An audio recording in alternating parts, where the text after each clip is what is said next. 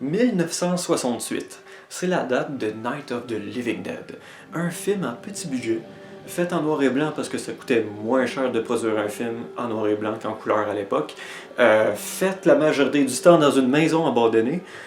C'est un film assez particulier puisque c'est littéralement le film qui va changer le monde. Bon, ok, j'exagère un peu là, c'est juste le premier film de zombies où que les zombies mangent de la chair humaine. Alors oui, je sais, aujourd'hui c'est un peu obvious. Les zombies, ça mange toute la chair humaine.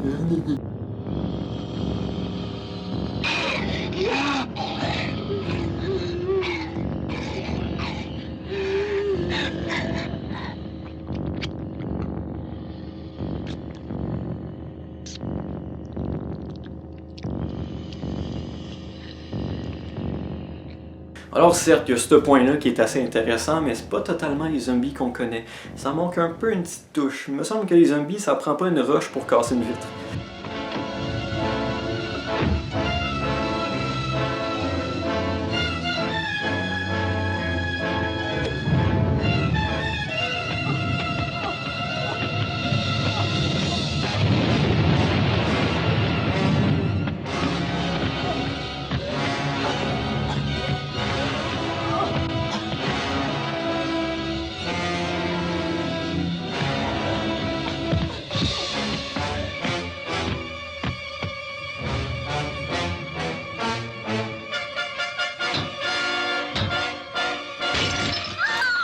Dix ans plus tard, Dawn of the Dead sort au cinéma. C'est un classique du cinéma.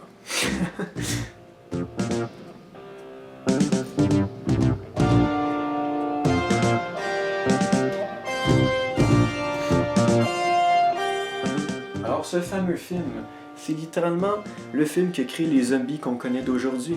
Les fameux zombies bleus. Ok, pas ça. Le fait qu'on se fait mordre et on devient infecté, la seule façon pour tuer les zombies, c'est en détruisant leur tête. C'est tous des points qu'aujourd'hui on se dit, bah, c'est obvious, mais ça l'était pas. Les zombies avec des très belles moustaches.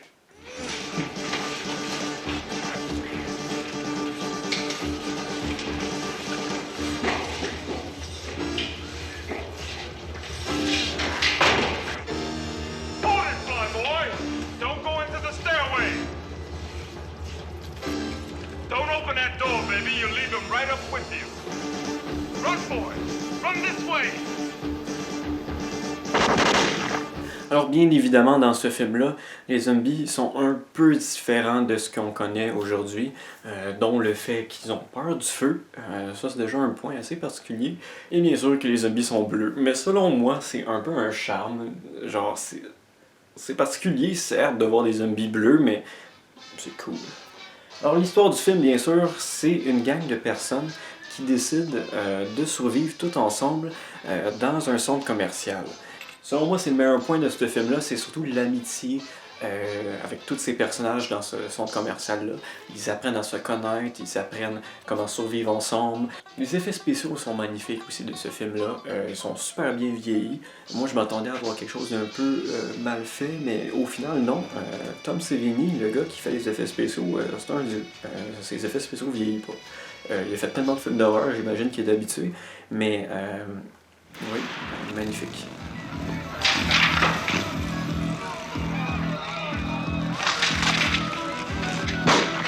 Say goodbye, Creed.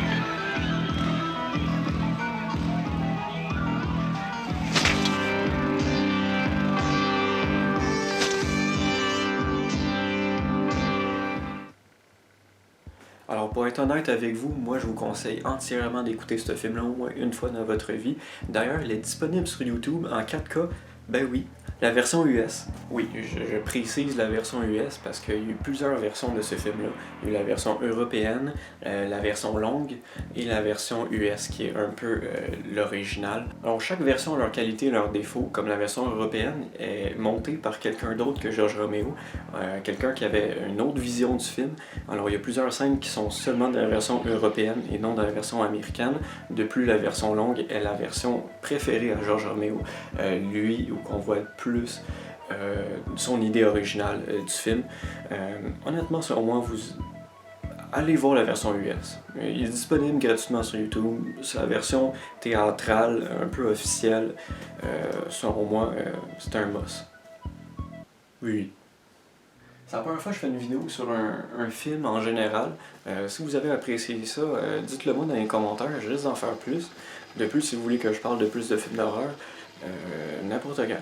Je te fais ça demain si tu veux, y a pas tout.